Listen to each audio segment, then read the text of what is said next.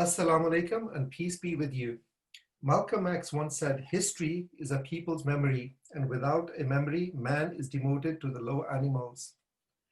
In that light, we are recording what we hope will be a series of events that record the founding of the Muslim community here in the San Francisco Bay Area, also known as Silicon Valley, in Northern California, and beyond. So my name is Javed Mohammed, and I am the host of today's program. All the participants who are in the program today are active members of the community. This program is being recorded on Saturday, January 23rd, 2021. We're about 10 months into the COVID-19 pandemic and the resulting lockdown. Without further ado, let's get started. Bismillahir Rahmanir Rahim. I begin in the name of God, the compassionate, the merciful. So to all our guests, welcome. Narjis, Sajid, Noshaba, Imam Abdul Malik, Katraya, and soon to join us, Zahra. So I want to kind of just start off the conversation just talking about community. What does community mean to you? When did you become involved in it? And so maybe we'll start it off with Abdul Malik. A'udhu billahi minash shaitanir rajeem. Bismillahir rahmanir rahim. Community is everything. You know, community is everything. It confirms you. It helps root you. And at the same time, you're with a group of people, like-minded people, who are engaged in some really worthwhile activities, you know, trying to build another world, if you will. And so it's everything. It's everything. It's the only way to live. And I remember a hadith in which the Prophet, peace be upon him, said that we're commanded 5 things. And the first thing he said was Jamaat, community. Mm-hmm. We have to live in a community, and that's natural. That's natural for all of us. So, okay. And what are your earliest memories of coming to the community here? Oh man, beautiful memories. Beautiful memories. When you become a Muslim, you know, it really internationalizes you. It really, really does. You know, and it puts you in touch with brothers like from all over the world, and so and then you see the diversity. It's almost like a mini Hajj, if you will. You see the diversity, and you see how, just like when you start off with Malcolm, and he saw the power of the one God, he said on Hajj. You see the power of Tawheed. You know, how belief in one God, how it produces unity. And that's all Tawheed really produces. It produces unity, and you see it, you know, going beyond the color boundaries and so on and so forth. And so it's a beautiful feeling, a beautiful sight. Thank you. Noshaba? Well, I agree with everything that was said so far. I also believe community is really multifaceted. I mean, there's our Muslim community, which we cherish. We have our professional communities, and then we have our community at large. You know, whatever city we live in, there are people that we have a lot in common with, and then there's other people that we have nothing in common with, but they're still part of our community. So I think community is definitely complex. And we're very blessed to be here in the Bay Area where we have such a large, incredible community. Moving to the South Bay, it's a smaller community, but it's just as tight, just as diverse. So that diversity celebrated definitely resonates with me. Okay. Narjis? To add to the point of the complexity of communities, because our identities themselves are so multifaceted and we identify with so many different things, we also identify with several different communities. So we're not going to find our whole self in any one community. For example, I identify with the Bay Area Muslim community, the writer community, the Saudi Arabia community, just because I was also raised there. So there's several communities that I do identify with because they've all had a part in raising me and just helping me develop into who I am. And a group, like for me, a community is a group of people that have like-minded purposes. I wouldn't say the same exact purpose because I don't think any one person shares the exact purpose as somebody else. So similar purposes can drive one community towards the same goal or in general. And I also believe that Sorry. Okay, keep going.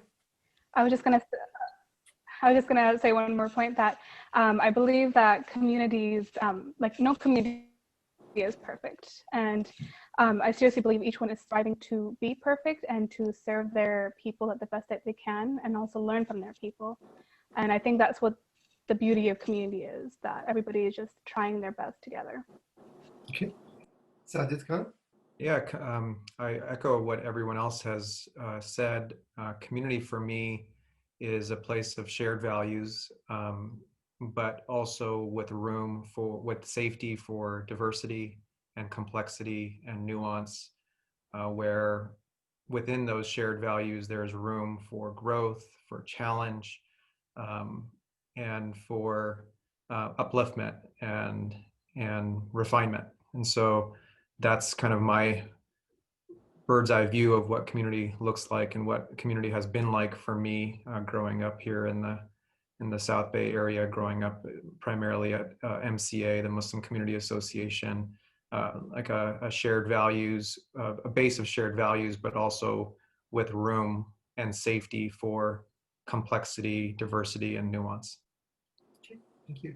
Katran? Assalamu alaikum. Yes, I've always been looking for a community, and the 400 years of slavery and 400 years of Christianity to the nation of Islam and to the true Islam, Allah has truly blessed me to see what a community is. Malcolm Tom used to say communism. If you look at the word communism, you see the word community, which is coming together. Ummah, and that, the Ummah is our community. You can hear mother and Ummah.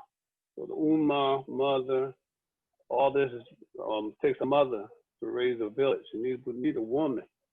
And where a lot of people don't give the mother credit as a woman. So to me, Islam, to me, Allah truly blessed me. 400 years of slavery and 400 years of Christianity and the Bible and the Holy Quran. So Allah has blessed me to see both books and put the dots together. So that's the blessing. Allah truly has blessed me in my spirit. You know, the Ramadan, making 5 prayers a day, fighting for that shaitan out of me. You come to a higher spirit. Sometimes I see some Muslims getting the greetings, Assalamu alaikum, and look at you. So Allah is telling me, no, you're just on a different plane. Not only is community is a broad topic, but if we start talking about American Muslim history and just American history in general, I mean, Katraya touched upon the 400-year history. The thing is that there's no way we can encapsulate that in one, in an hour and a half or whatever.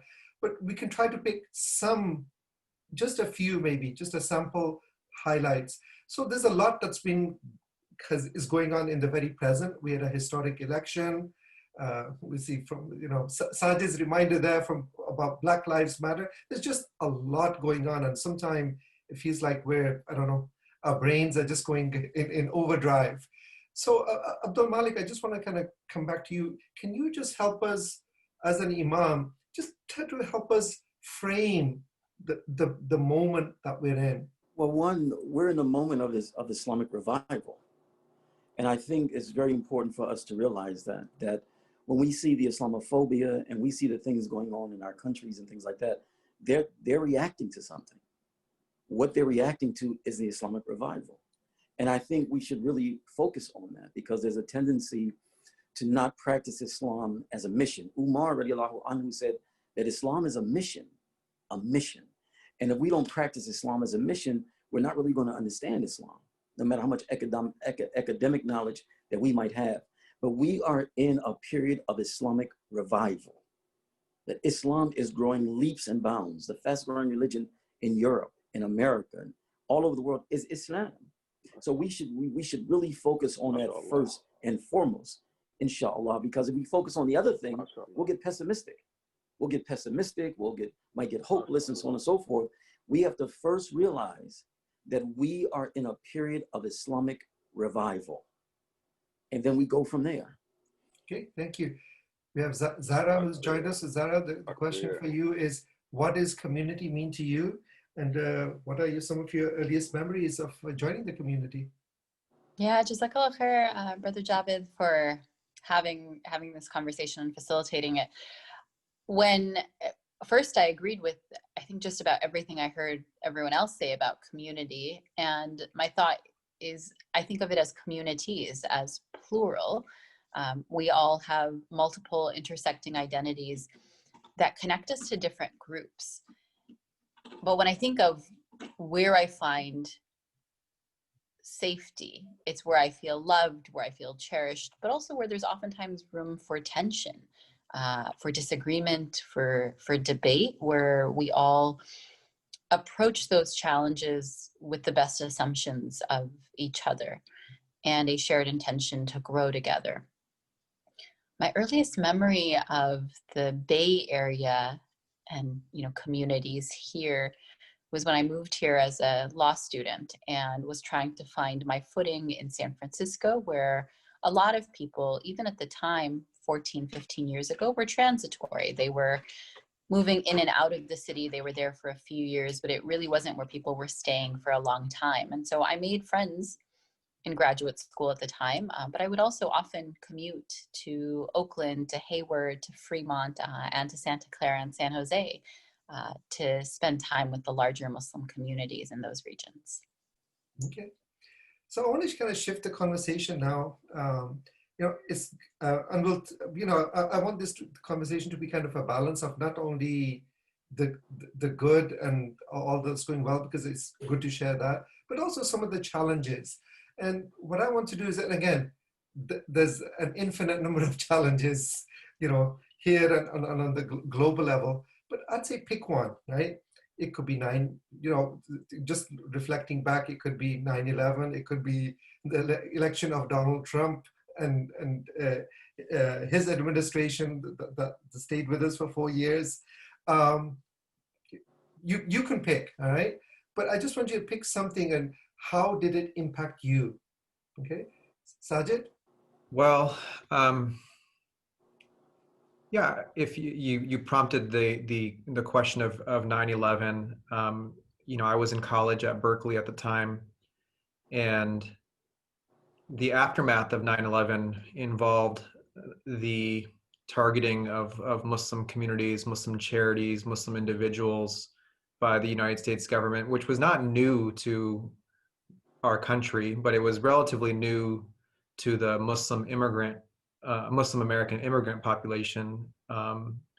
And so there was this exposure and awakening within me and within my community to the power and the brunt of the government, and the impact they were having on our safety, our ability to live and practice our faith freely. And so it really prompted an awakening in me that was already developed through people like Imam Abdul Malik, having learned about the history of Black people in this country, Black Muslims in this country, and how they had similarly been targeted in that way. But I now became personal, and it became within the boundaries of a place like MCA.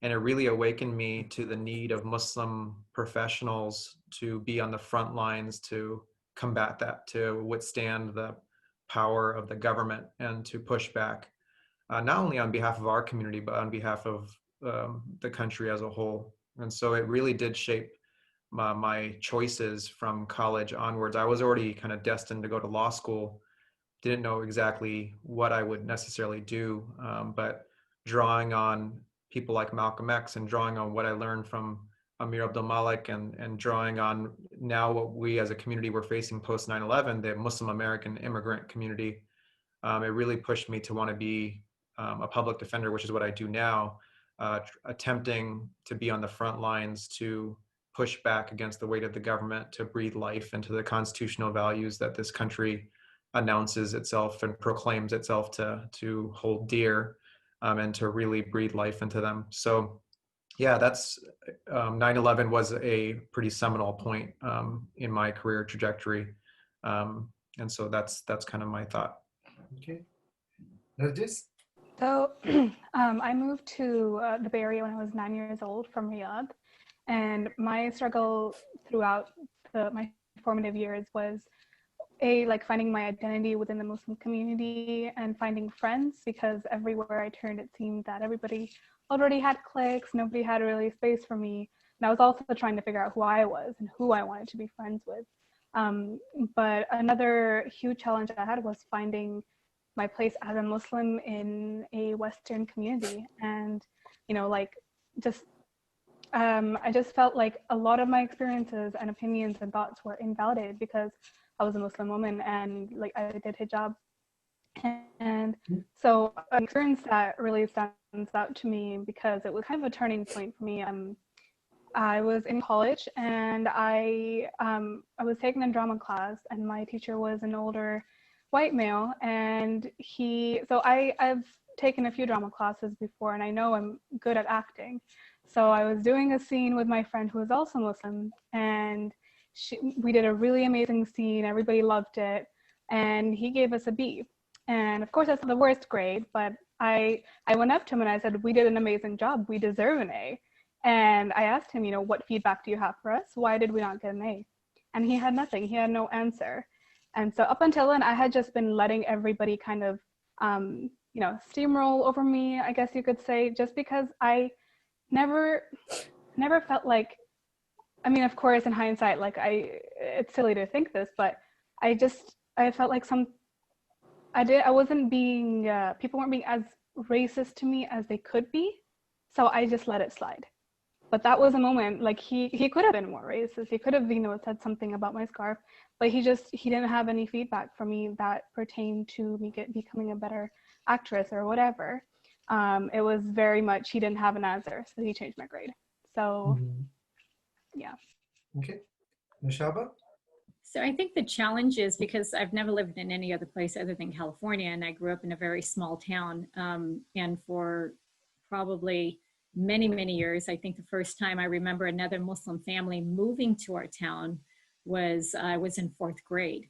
So the challenge of, you know, some teachers made it a point, and I remember distinctly it was my 4th grade teacher who always, every day, made it very clear. In fact, the first day of school asked if I had a nickname because she didn't even want to attempt to pronounce my name.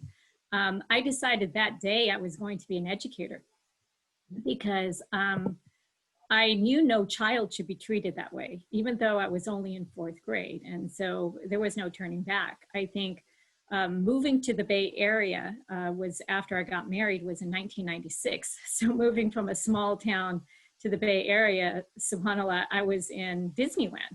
So many Muslims, so much support. I think the first time I went to MCA, I'm hugging every woman I see. I'm surprised they didn't call security on me, but it was amazing.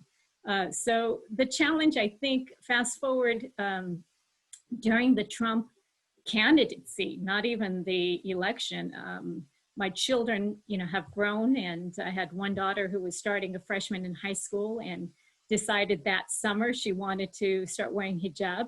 And it didn't take long. It was a few days after the election that there were some inappropriate articles that her advanced honors English teacher was using. In addition to, she was physically tagged with a "I love Trump," you know, clip. And that, I think, was a big wake-up call. Is, as a Muslim woman and family, I think we got pretty comfortable that, you know, alhamdulillah, we're in the Bay Area, we have a lot of support, but it was a big wake-up call that we had a lot of work to do. And I think that really ignited, we can either sit back and be victims and bystanders, or we can say, no, we're going to demand equality, we're going to demand justice, and take it to whoever we need to take it to achieve that. So Zahra, I know you work obviously on civil rights for American Muslims with CARE, a very well-established organization. I know you probably have a lot to draw upon, but just at a personal level, what for you has been kind of the biggest challenge? I think that for me, the biggest challenge actually was during the Obama era. We had come out of 8 years of post 9/11 war on terror policies, the rapid expansion of the targeting of immigrant Muslims, and really, you know, even the revival of the anti-war movement because of our never-ending imperialism in Iraq, Afghanistan, and so many other places. And when Barack Obama took office, there was a sense of relief and hope, which led to, honestly, a lot of what I at the time I remember felt like horizontal discipline. People saying to their peers, we can't push too hard, we can't advocate too hard because at least he's not Bush. This, coupled with the pressure from the right wing, then Tea Party, made it so that people also felt the need to protect Barack Obama, to minimize criticism, to take what we could get for fear that it would get worse. And he continued every single one of George Bush's policies. He continued the wars, he continued the surveillance. He was the first president in our lifetime to execute US citizens without any due process. And navigating civil rights work during that time, when people wanted to celebrate the violation of civil rights, because at least it was a Democrat doing it, was very frustrating. And as I think about where we go from here, after now 4 years, 5 years, really, if you consider the campaign period of Trump, and the undeniable sense of relief that many of us feel as Joe Biden has taken office, I worry about our ability and really our willingness to hold this new president accountable. Okay. Good try. Yes, and the question, sister, because, you know, when Obama was in office and what Law's doing, you got to remember Law's behind the scenes. So when Obama was in office, you know, everything was running smooth. And then people that really hated Obama, and then Trump came in and banned the Islam ban. And they just scream and holler. I don't remember that scene. Yes, we get them, stop that Islam. To the point of driving at, and then the new president comes in and takes off the ban.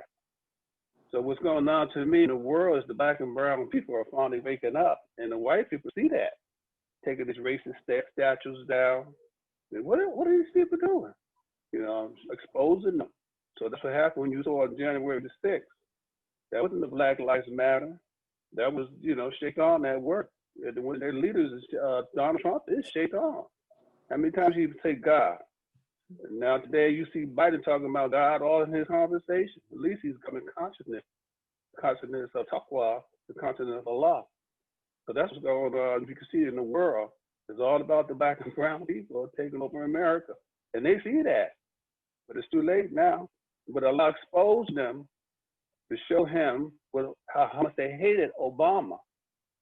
So when Trump came in, they were screaming everything he said. Oh, he's our man. He's the one we're looking for. He can speak for all of us. The things that we can't say, Donald Trump can say for us. That's how bold and brag this Shaitan is. So you got to understand who Shaitan is. And once I got, like you said, once Allah showed us Ramadan, fasting and praying, you can see everybody Shaitan. Why? Because Allah's purifying us through the prayers, through Ramadan. So you see what this world is trying to do. America is multicultural. You can't stop it. We got Chinese, we got Indians, we got all these people in America now. Every community you go around, you see black and brown people. You go to Stone Ridge, you go up there on a Sunday, you see all kind of Muslims sitting in that lobby. So that's what's going on. Okay. The black and brown people finally take it over. And that's all to it. Okay, thank you for the good ride.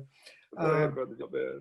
Okay, Imam Abdul Malik, as the conversation is about segueing into that area, frame for us again, sorry, and I'm us using that word again, but you know, being black, being Muslim, it's got to be tough. Help frame with us not only what's going on in the larger society, but we have to be open and just have that conversation, even within the Muslim community. Yes, it's diverse and everything. So talk about some of the challenges with that. We should remember that the only country in the West in which the majority of the Muslims are converts is America. It's the only country in the West where the majority of the Muslims are converts. Mm-hmm. And the largest group of those converts are African Americans, right? And so for African Americans, there's always been an attempt for us to use our Islam as a means to our liberation. And so it becomes, it's a struggle. It's a struggle because those who run this country, they don't want us coming to Islam. African Americans, they don't want us coming to Islam. They don't want it. And then you have people like Malcolm, who you quoted earlier, who they call the potential Messiah. Mm-hmm. We must prevent the rise of a Messiah. They were talking about a black male Muslim. And so with that hanging over, we still have this desire that for many of us, you know, we talked about how we came. For us, for many of us, it was late 70s, early 80s. You know what I'm saying? Because you had many black nationalists, many people who were in the black liberation struggle started coming to Islam. And now it's like we found that peace, but not only do we find that peace, but we found a means for us to struggle, meaningful struggle. You know what I'm saying? And so I think it's very important when many of our brothers and sisters came to this country, they didn't know that there was a 500-year-old struggle for liberation going on in this country. Mm-hmm. And some of the most powerful leaders in that struggle were either associated with Islam or were Muslims. And so that struggle still continues. And so it's very important that, that there's an understanding of the nature of that struggle and appreciation for it. Okay. You know, we're talking about the color divide, and we have 3 women on the panel today. So I want to also talk about the gender divide. And yes, we're in a historic moment where Kamala Harris becomes the first woman vice president, first African American, first South Asian Indian. Give us your perspective of being American Muslim in the Bay Area. What's working, what's not working, where do you think things are at? Zahra? So one, I hope you all don't mind, my cats are joining today's Welcome. recording. This one is Justice, and you can see Peace, I think, popping up behind me once in a while. So there are many cases where, you know, I'll go into a meeting or a leadership space and I'm the only woman. And then there are also many cases where there are numerous women. But those experiences for me are not exclusive to being Muslim. It's the reality of being a leader in a nonprofit space. It's true also in corporate spaces and government spaces. And so one of the things that I remind myself to stay grounded and really to manage my frustration sometimes with the various glass ceilings that women grapple with is that in general, patriarchy is not a problem that is unique to the patriarchy, misogyny, sexism are not problems that are unique to the Muslim community. They are part of the world that we live in and are constantly pushing back against. I know many, many women celebrated Kamala Harris's taking office as vice president this week, but I'm also cognizant that, you know, she is someone who many would identify as a cop, as the police force, as someone who has participated in the persecution of minorities, though herself a minority. And so when I think about what long-term success looks like, it's not diversity for the sake of diversity. That's not the end goal, but really leadership that cares about the same values that we care about and that seeks to uplift everyone, irrespective of gender. Okay. Narjis?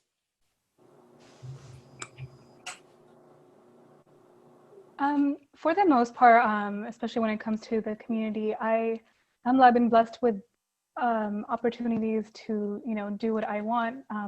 My family was part of the center, and I felt like my voice was heard. I would go to the, you know, public meetings with the community members, and just like teaching as a Sunday school teacher, and just partaking where I could. I didn't feel like my voice was being stolen in that respect. And even in the, you know, just like the Western community, going to school, going to work, for the most part, people I think are too scared to ask me questions. Although they do have, when they see a scarf, they just have their own preconceptions, of course. And there have been times where, you know, somebody will just be very violent in the way they speak to me. And I try to be patient and talk to them, but I'm very guilty of just kind of walking away and shutting the conversation down because I don't know how to handle it. And I don't want to exasperate the situation. But for the most part, I haven't, with the religious aspect and the community aspect, I haven't struggled with it. If anything, the cultural aspect I have a little bit, just because, you know, in the South Asian especially, guys are given more liberal freedom than women. So I did have a little bit of struggle with that, but Yeah. alhamdulillah. Noshaba? So I think growing up, there were 4 daughters and my brother, who's the youngest son in my family. And my father never treated any of us daughters differently than my brother. And he always made it clear that, you know, all of us need to make a positive impact however we can and never let anyone hold us back. That's always resonated with me. So even growing up in the small town where we were the only Muslims, more or less the only hijabis in the entire town, it was difficult, but I think the challenges were, as Zahra said, the challenges many women face in general.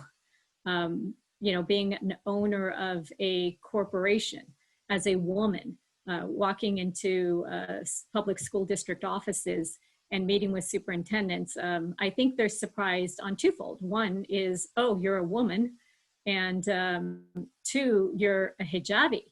So I think some of those challenges are true for any woman. You know, being a Muslim woman wearing a hijab, there are some added challenges, but normally when I encounter them, I just address the elephant in the room. If they say, oh, you're the presenter, and I said, yeah, absolutely. And I go as far to say, and don't worry, my hijab won't hinder my presentation.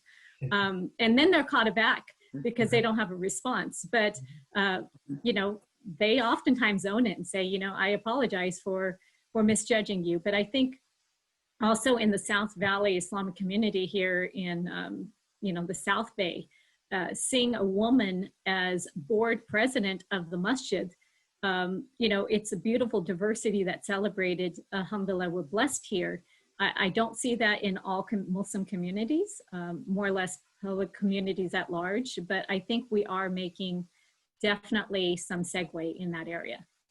Okay, great. So we spoke about some of the challenges. Let's talk about some of the things that... Jazz, can I say this real Please. quick?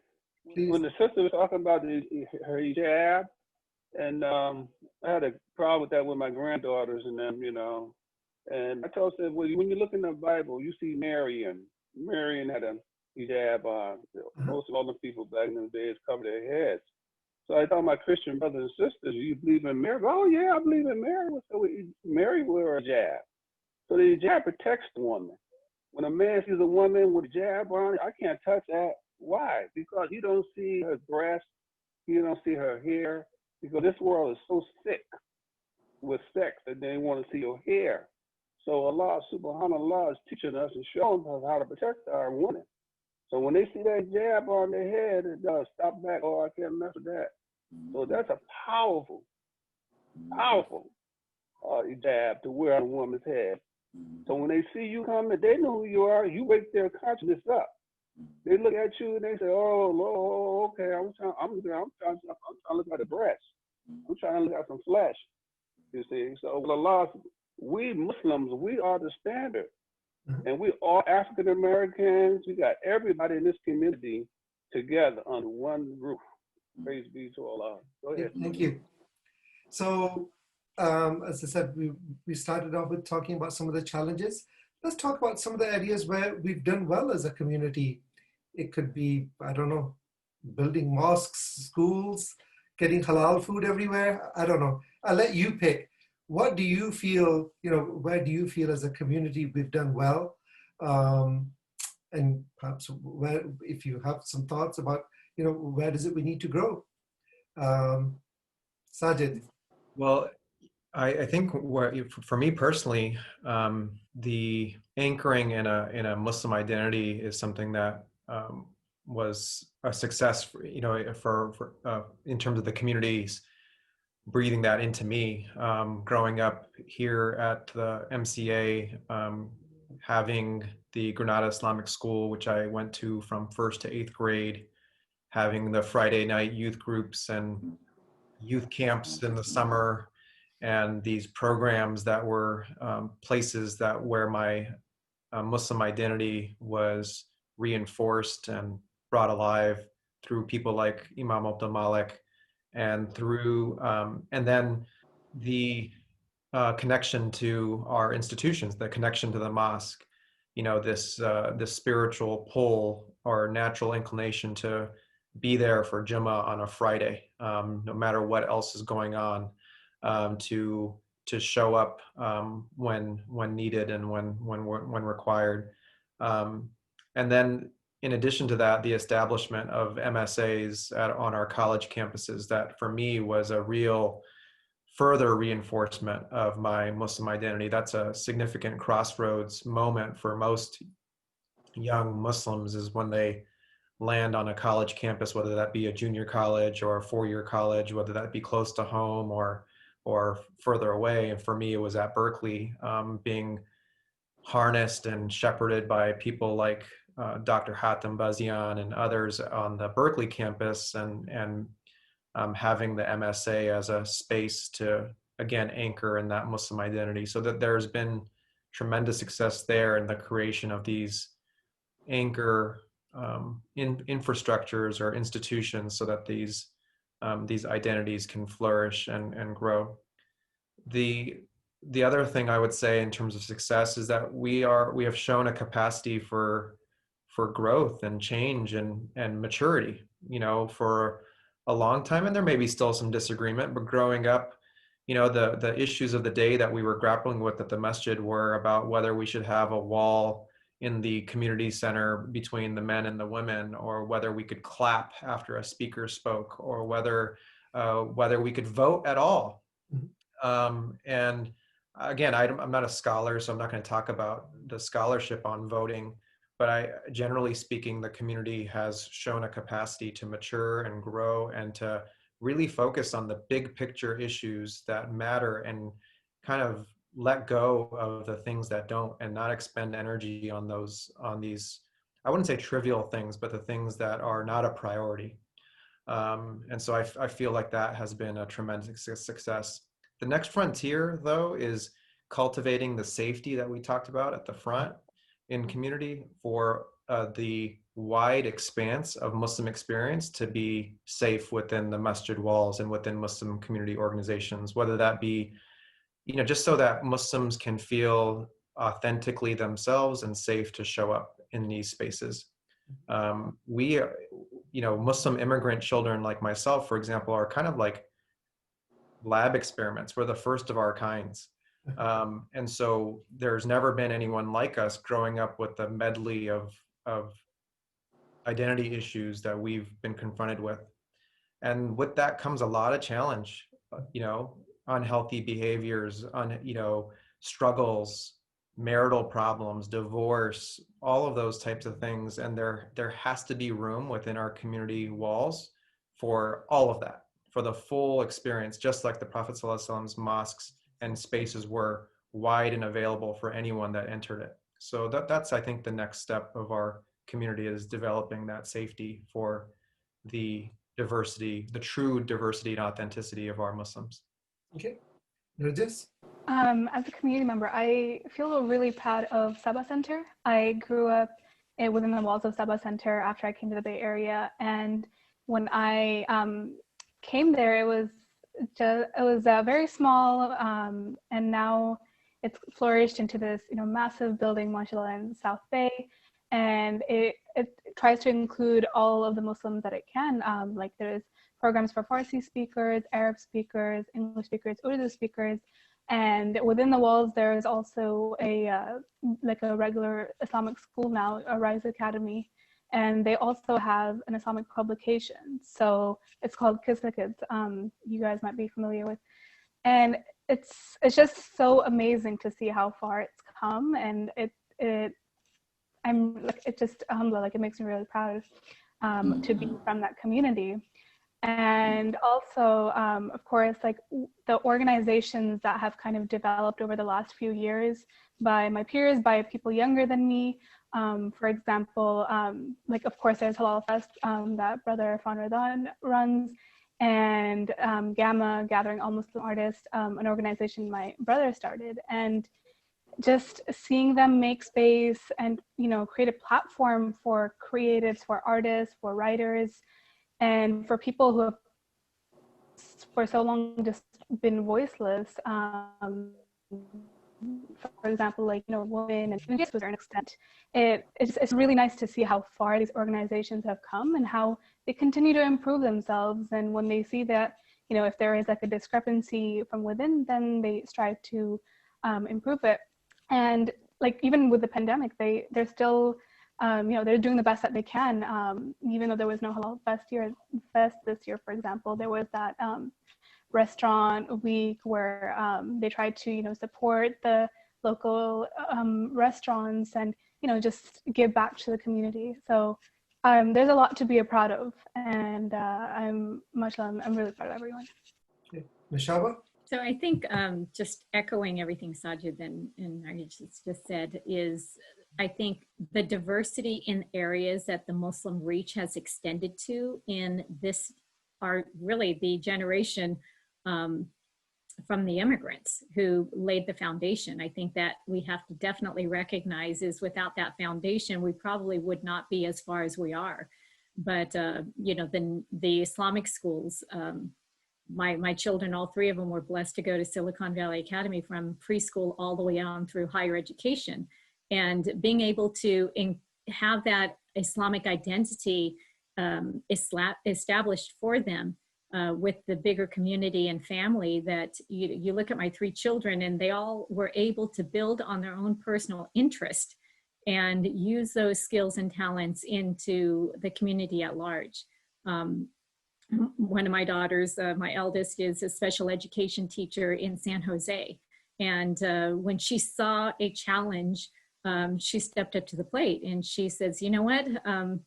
The school board doesn't understand it. The administration doesn't understand it. So she just got elected to her third term as a school board director for a local public school. And she was voted president. So the point is, I think the accomplishments that have been made, we have a lot of work to do, but we have to recognize that 20 years ago, how many Muslims did we have in political office that were actually qualified like they are now?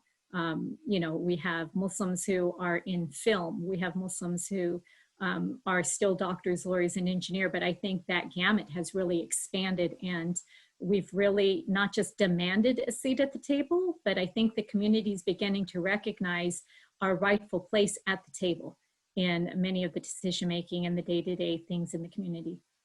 Okay, good try. So again, the question is, where have we made progress, and, you know, where is the space? I believe that as we speaking, as me growing and developing in Islam, Allah give us all the answers in the Holy Quran. And I see a lot of people don't refer back to the Holy Quran, where Allah says that I pray that you strive to learn from each other, not to despise each other. So Allah subhanahu wa ta'ala gave us the answer to the book. It's just two books. You got the Bible, and the Injil, and the Jewish book. The point I'm just saying, if you open the Bible, it says King James Version. You open the Holy Quran, it says Bismillah ar-Rahman ar-Rahim. This is God talking. So when God gave us the answer, everything we need to know to do in this world, God said, if somebody oppress you, I made the world spacious for you. You have to leave and go somewhere else. You got to sit there and let somebody oppress you. So that's why a lot of artists come to America, because they come here to practice the religion. So the point I'm driving that we have to me personally, I'm learning how to say, what did Allah say? What did God say? But the point I'm just saying that we have to stay with the Quran and we'll never get in trouble. This is what Allah said. That's what the Creator said. It's not what Cottrell said or whoever else said. What did Allah say? That's my consciousness right now as I'm developing in Islam. What did God say? How he has handled that project? How you handle that situation when somebody died? How you spread the money out? He gave us all the answers. And he used Prophet Muhammad to set the example for us. Okay. So to me, as I'm growing in Islam, it's all about the book. It's all about the Holy Quran. Okay, thank you. And one more thing. Uh-huh. One more thing. If you, I was watching a documentary on yesterday, and they were showing the monument tower in Washington, D.C. Right on the top it says, "Praise be to God." And most of all the masonries have to have a Holy Quran. And I kept saying, why they got to have a Holy Quran? And one day Muhammad said, they're young Muslims. They know the truth. They know the Quran. They just want to put in their content. It's all over the place. And our job is to understand that this is the true religion. Okay, go ahead. Okay, thank you. Imam Abdul Malik? Yeah, everything that everyone said is really on point. And the only thing I want to add to that is the role that the children of immigrants have played to unite the immigrant community with the indigenous community. You know what I'm saying? It's been a major role, and it's been happening for years. Yeah. You know what I'm saying? And that was an extremely important development. You know what I'm saying? When those children grew up and they began to identify with some of the struggles of the indigenous people here, right? And then use that knowledge to connect the indigenous with the immigrant. Incredible. And so that's the point I want to highlight there. Zahra? I would say if I were to consider the bright points in terms of the Bay Area Muslim community, a few things come to mind which have been referenced already, but I would phrase them as, the first is I generally see that American Muslims who live in this region are unapologetic and proud of their faith. And so that manifests in their willingness to identify as Muslims, but also their firm commitment to certain red lines as individuals and as a community. That manifests in, people's commitment to halal food. Like the halal food scene and movement and mobilization in this region is not only very dedicated, it's also fun.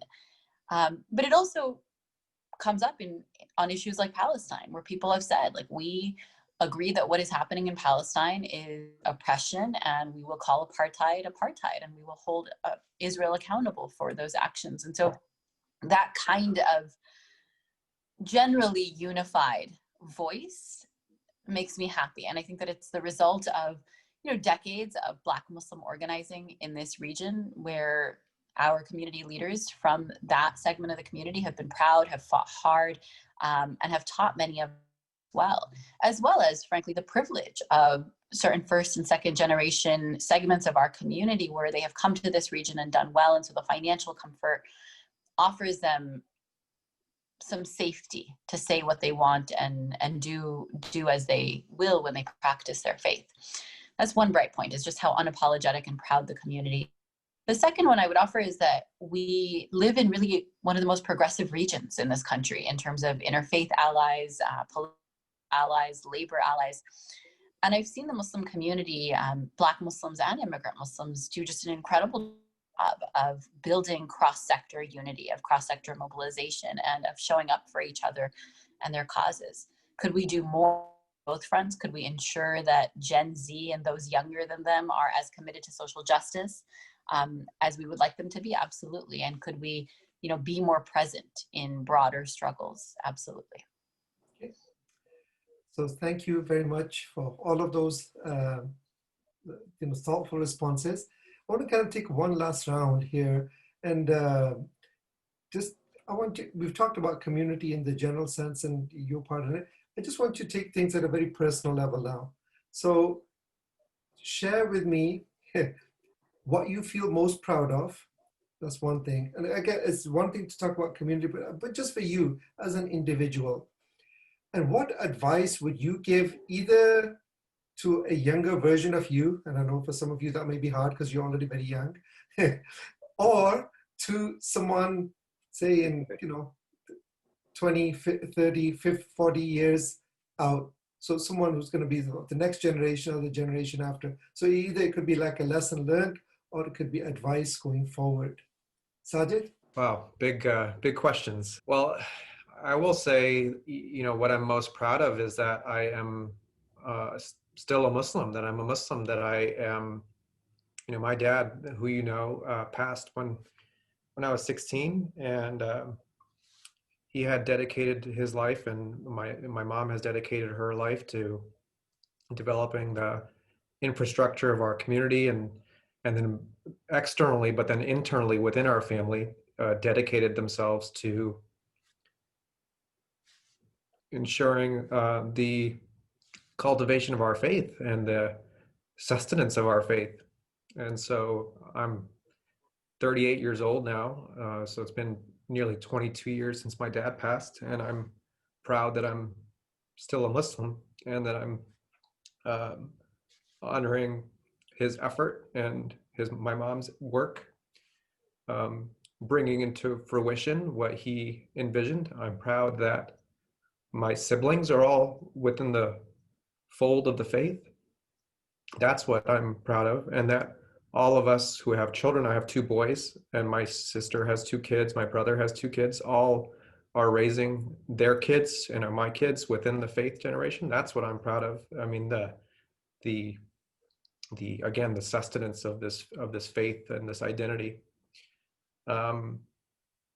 So you know, I now having 2 sons now and raising them, sending them to Granada Islamic school, just like I went to, and going to MCA and trying to now pass on the faith to them. You know, the advice to my former or younger self is that God is big, God is merciful, God is compassionate. There's room for our full selves under God's umbrella.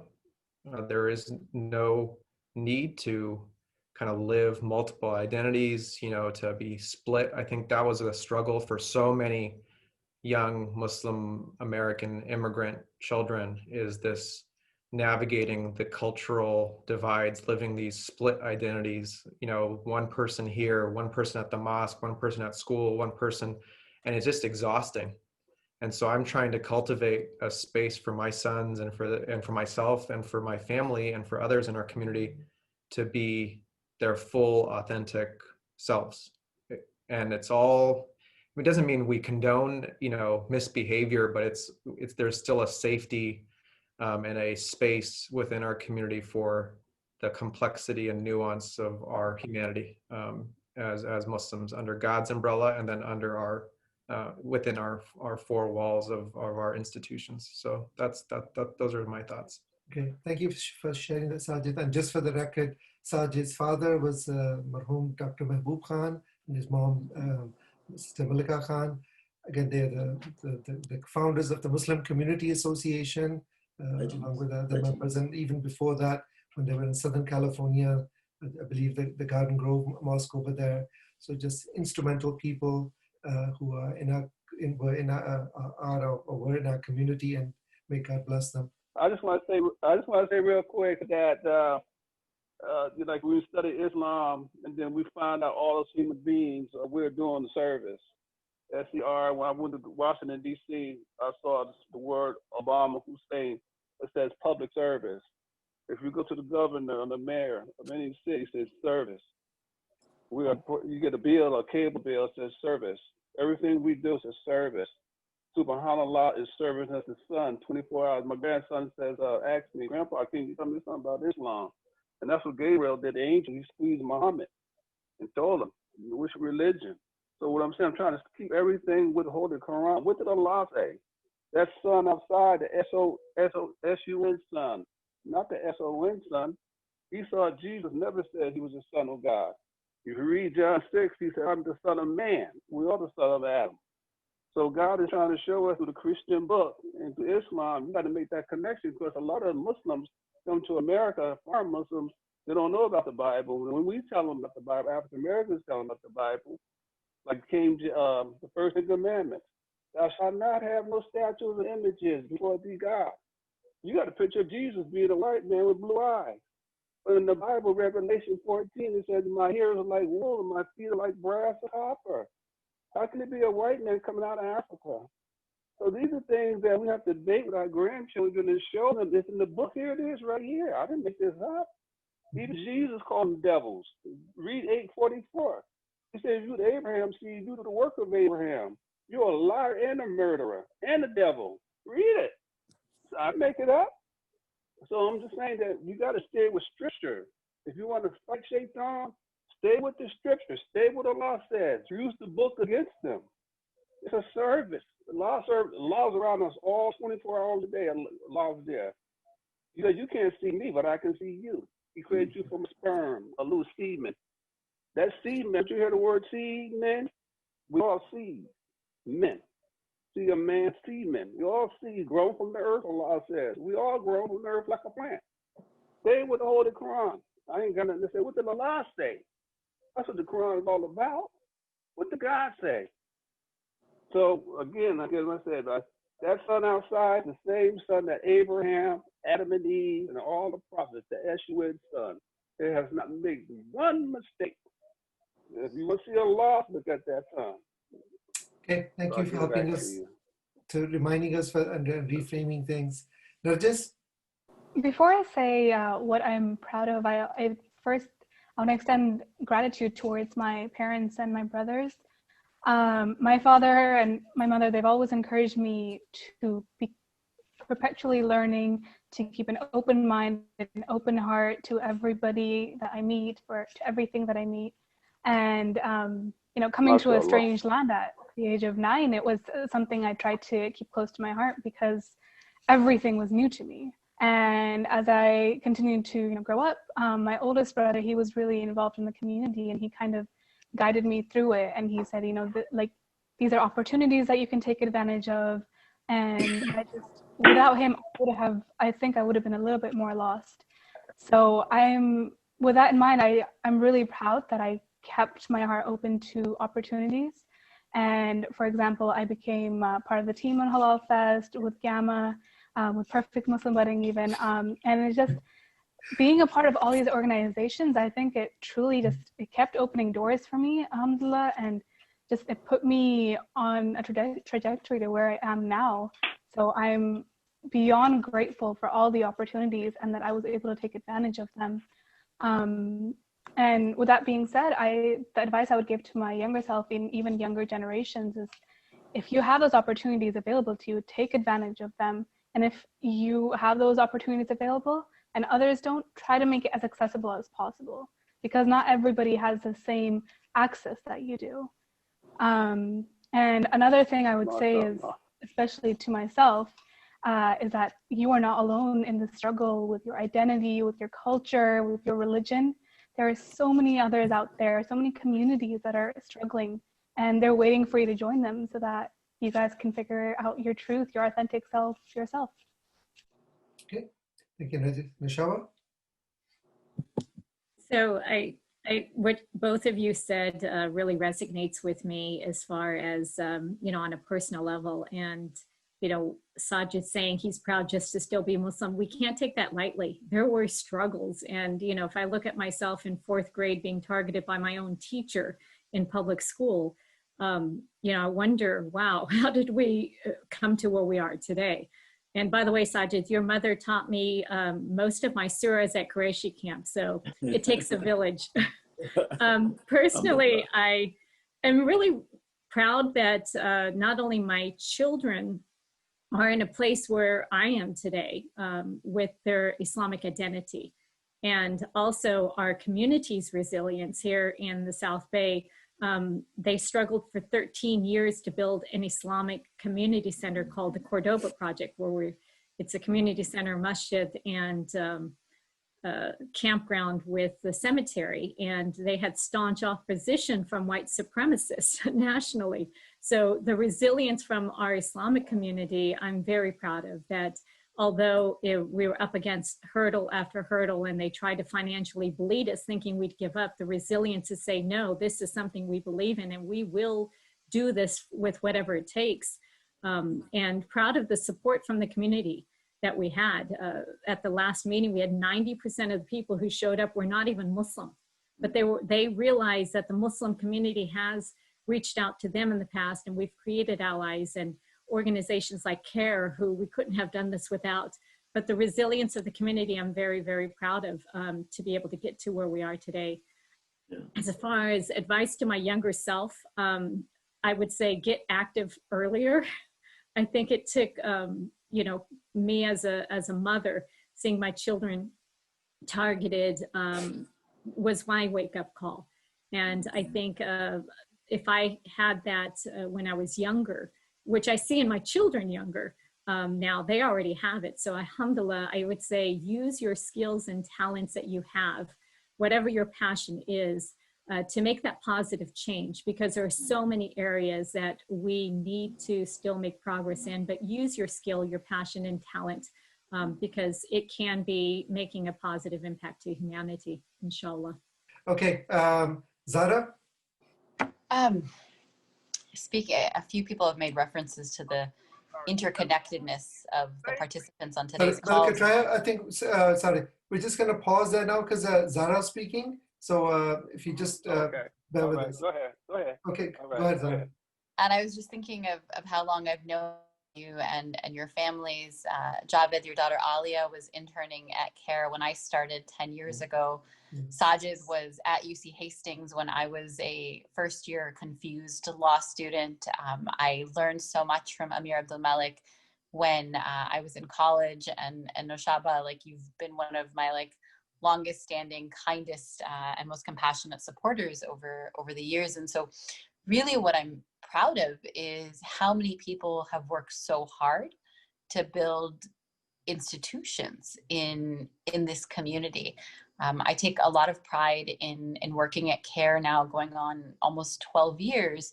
This is where the nation's largest American Muslim civil rights organization was founded. The CARE San Francisco Bay Area office, staffs 20 people and is the oldest chapter in the country, in the most progressive region in the country, where Muslims are facing Islamophobia and civil rights violations, but are also partnering with so many people to make progress collectively for justice for everyone.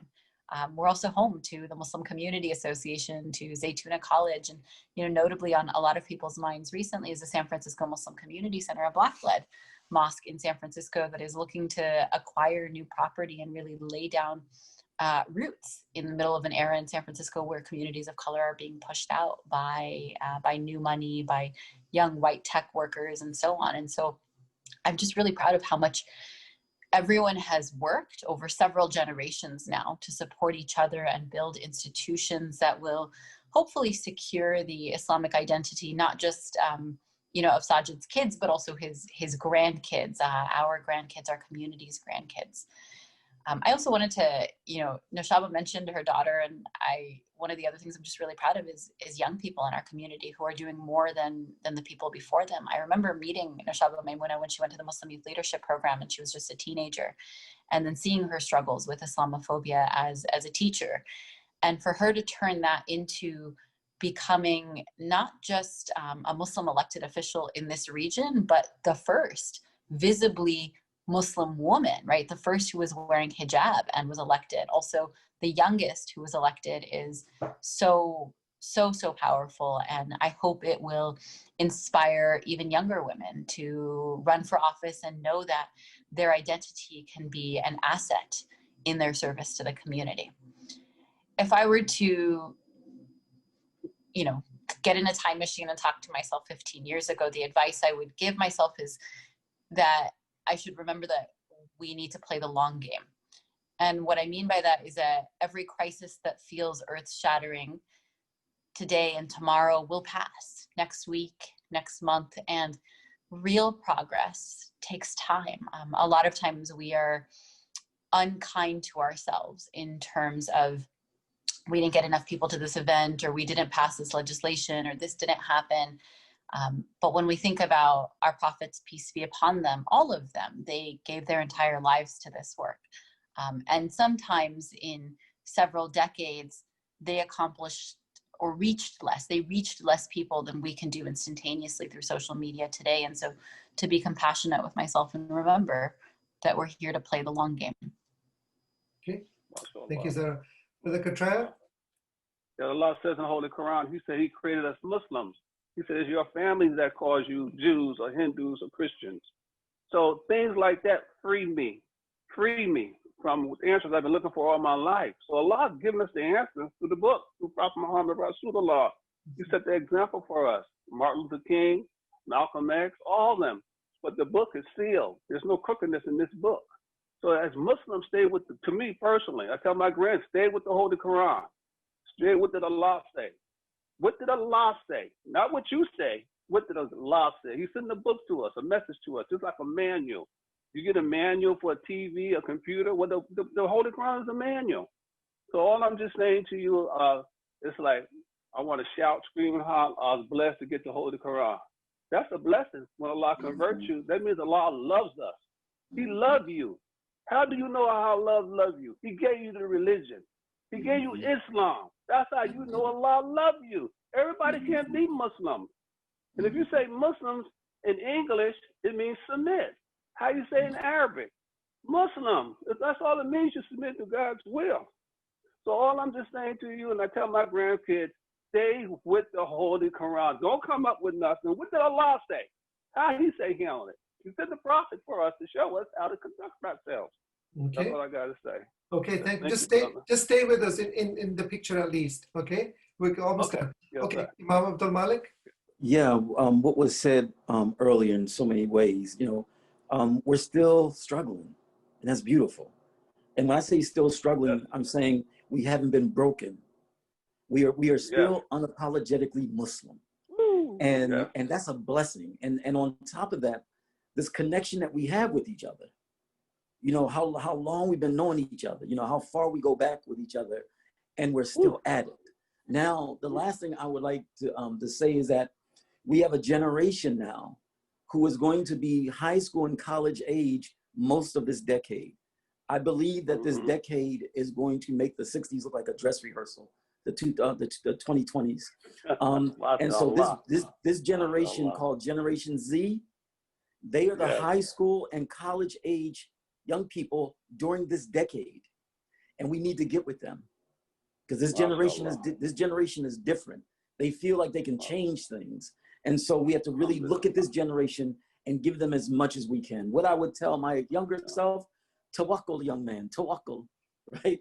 Rely on Allah. Allah is the one who's in charge. MashaAllah. Thank you so much. So I would like to thank all our guests for participating today. Think of this as a message in a bottle, except it'll be online. It's a record which I hope will be supplemented by other accounts. And I'd like to leave you with a quote, actually, which I thought was very relevant from former President Lyndon B. Johnson. He said, if future generations are to remember us with gratitude rather than contempt, we must leave them more than the miracles of technology. We must leave them a glimpse of the world as it was in the beginning, not just as we got through with it. And one quote from Muhammad Ali, he says, we have one life, it soon will be past. What we do for God is all that will last. Thank you for watching or listening. Assalamu alaikum, and peace be with you. Takbir! Allahu Akbar.